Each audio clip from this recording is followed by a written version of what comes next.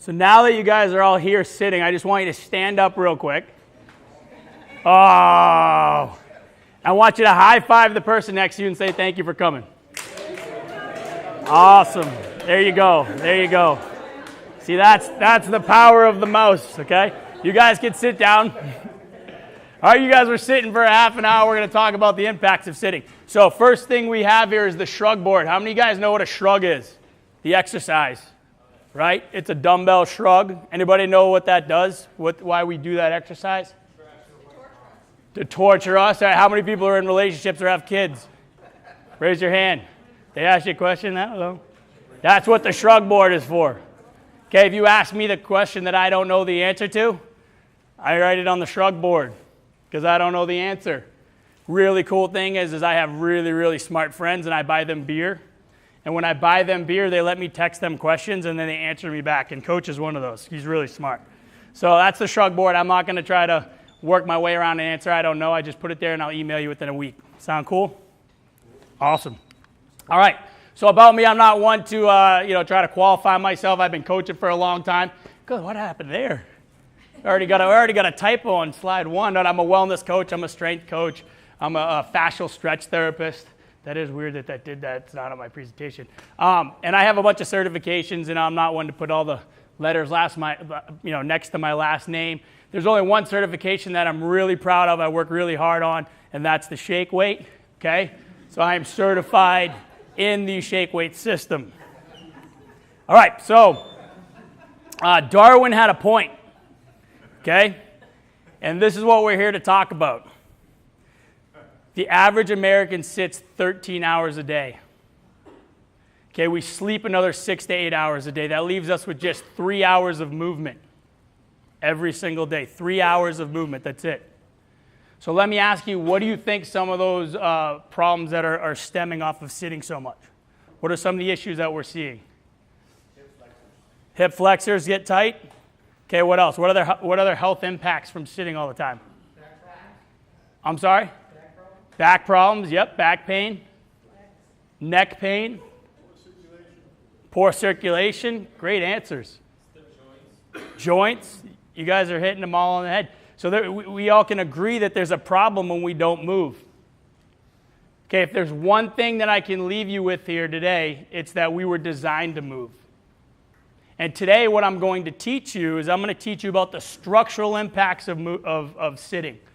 Okay, we just mentioned a few other things, but we're going to talk about the structural impacts. And then I'm going to give you guys just a few examples of how we can alleviate those problems, postpone them, or how we can actually recover from these issues. So our learning objectives, we're going to identify the major structural impacts of prolonged sitting. Then I'm going to show you about 4 or 5 practical solutions to combat those issues. Really simple stuff. Okay? Negative impacts of sitting, we just talked about it. There's plenty of studies. I don't like to put the study slide on there with graphs, but heart disease, depression, 47% higher chance of depression. Obesity and weight gain when we're sedentary. Okay, and our metabolisms are down. We're not burning as many calories. We consume roughly 20% more calories than we did in the 70s. And do we move more or less than we did in the 70s?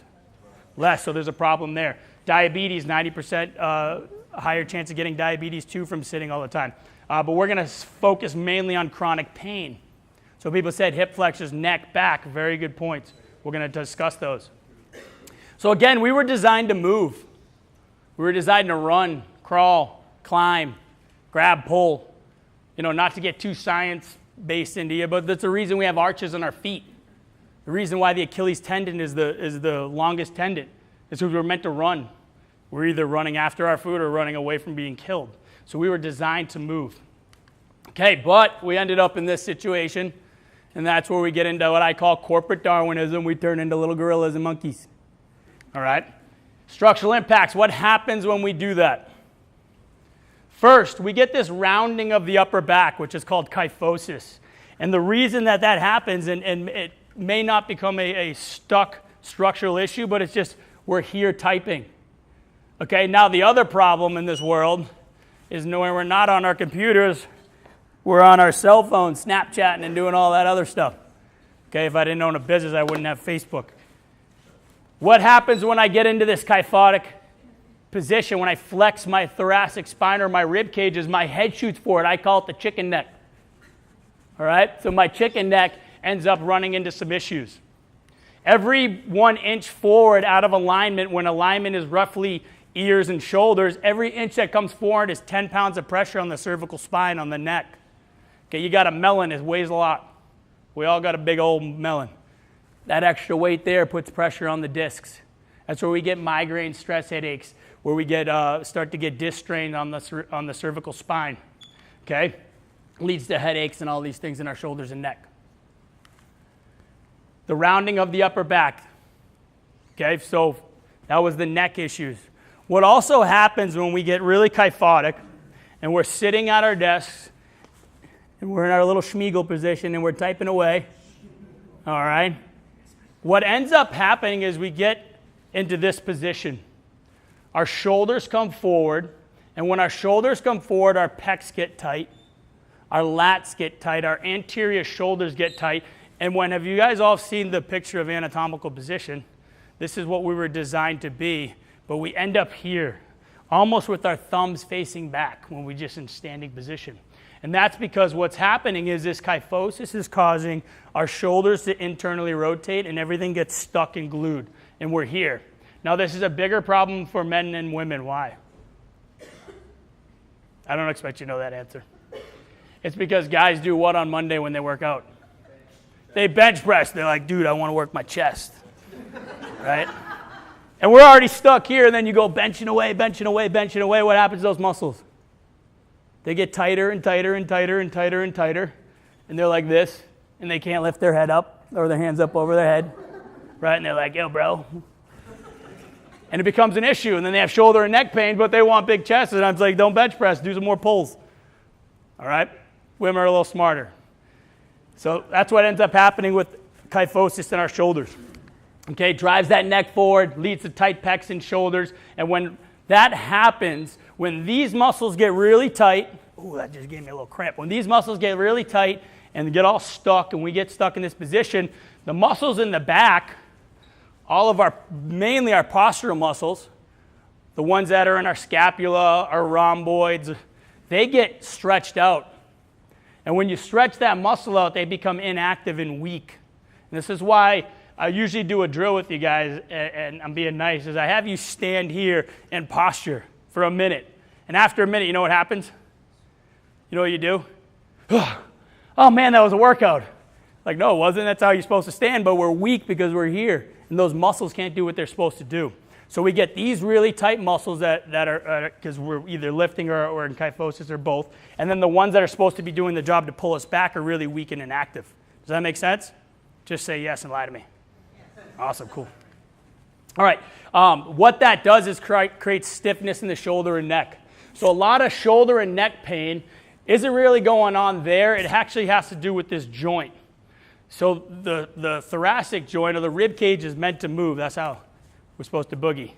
Okay, but when it gets tight, I can't move my shoulder the way I'm supposed to. I can't move my head the way I'm supposed to. Things start to grind, and that's where we start getting chronic pain in the shoulders and in the neck. Okay, so there's a bit of a structural issue going on here when we're sitting in excessive kyphosis. Now, when we sit, we lose the natural curve of our spine. We all have a little bit of lordosis. Now, not all spines are the same. There's not a certain degree, but we essentially, our low back has a little curve in it. And that's why I brought a banana. All right, this is our visual. This is our low back. Okay, what happens when I sit is this starts to straighten out. Now, if I straighten this out, what happens to this banana eventually? It's going to snap. Okay? And this is really important to know, and I'm going to tell you why our back flattens out in a minute, but this it leads to increased disc pressure. So if this starts to straighten out, it was designed to be here like a shock, but if I straighten it out and I stack those joints on top of each other, they become really, they start getting aggravated. And that pressure can lead to issues in bulging discs. So I'm just taking those discs that were meant to be like this, we're doing that, and we're sitting on them all the time. So something that was like this is now like this. It pushes the gel out the sides. Additionally, we're getting posterior disc herniations and problems. Okay? And just like you said, if I tug on this banana, this is splitting right here. And that's why if we sit long enough and we have wear and tear, we could get some type of disc puncture in the posterior side. Does that make sense? Super easy stuff. Okay? Now, why is that happening? So when we sit, people think that we sit with the hips flexed at 90 degrees, and we really don't. And the reason being is most of us don't have the hip flexibility to get our hip up to 90 degrees. And why would that be? Someone mentioned the hip flexors. They're really, really tight because we sit all day. So we get locked in like this, and I can't lift up, I can't flex my hip at 90 degrees. So we like to think even when I'm sitting at posture, I'm at 90, but what's really happening is I'm actually getting my hip to about 60 degrees, and then I make up the rest by doing a butt wink. Okay, we call it a butt wink. You might have heard it in squatting. You see your butt tuck underneath you. What that's doing, the butt wink is taking the low back, and it's actually bending the low back. It's not bending the hip. So let me show you an example. Hip, hip, hip, hip, hip. Low back, low back, low back. If I did it fast, you probably wouldn't even notice the difference, but that's what happens when we're sitting. So when we're sitting, essentially, I'm here, and then I sink back into my seat. Did you see that little subtle drop? And a lot of times we do it because we actually think it feels good. We're like, oh. All right? But we're doing all that stuff to our low back that we just discussed. So that's what's causing that flattening of the lumbar spine, and that's what the issues are. Okay? Then we have to deal with creep. So what's creep? Okay? Sometimes we got to deal with that. All right? But what creep is it has to do with fascia. Okay, fascia is, like if you've ever bought a steak or a piece of chicken, you'll see this kind of white, layer on it, almost like a saran wrap. Do we all know what I'm talking about? Okay, for a long time, doctors, just when they cut somebody open, all they assumed that it was it just held everything together like a netting. Yes, kind of, but it's far more advanced than that we're finding out. Okay? And what creep is the deformation of that tissue. Okay? Long periods of stress or force, and that's where we get these things called trigger points or knots. That is the structural change of the muscle. So the muscle, I'm a really bad example because I'm bald, but it's like hair. Okay? It just, a bunch of fibers run along the line. And what happens is when they get dehydrated or we sit all the time is they get tangled up and it becomes gummy and things stick. And when that happens, and then maybe the muscle gets dehydrated, when that happens, we start getting pain issues, right? The muscle doesn't get to move as much or as well underneath the fascia. It gets jammed up, and that leads to pain, okay? We get issues called LOC long and LOC short, okay? So the LOC long muscles are the ones that are stretched out and weak. Those are our back muscles, okay, our glutes, and the ones that are LOC short are the ones that are tightened. So that would be our hip flexors, the ones we talked about here in the shoulders and pecs. You get LOC long, LOC short. Both of them have fascial change. They get dehydrated, sticky, gummy. It's the difference between filet mignon and beef jerky. That's essentially what the difference is. We want our muscles like filet mignon. We sit around too much and don't move. It turns into beef jerky. Okay? Joint by joint theory real quick. All we are is a stack of joints. So when that happens, things happen in our body. Foot is a stable joint. Ankle is a mobile joint. Knee is a stable joint. It can move this way, but it can't really move anywhere else. The hip, mobile joint. Lumbar spine's not meant to move. It's a stable joint. That's why all of our core right here, rectus abdominis, obliques, those are actually made to stiffen the spine. Okay? Thoracic, mobile.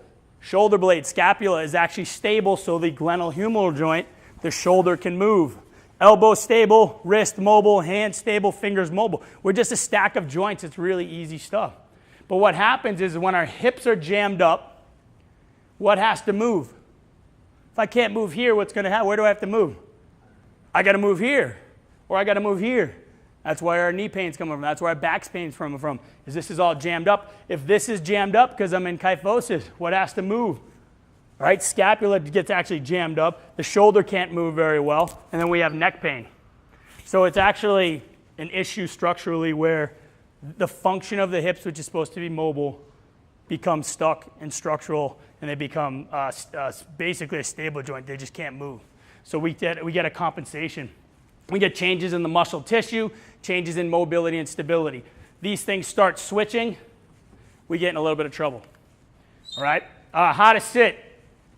You have to sit, so I'm going to teach you real quick how to sit. Your eyes, you've probably seen this before, eyes in length with the screen. That's just so we're not moving our head looking down or looking up the whole time. Okay, our shoulders and back, we want them aligned with our hips so we can stack ourselves underneath each other.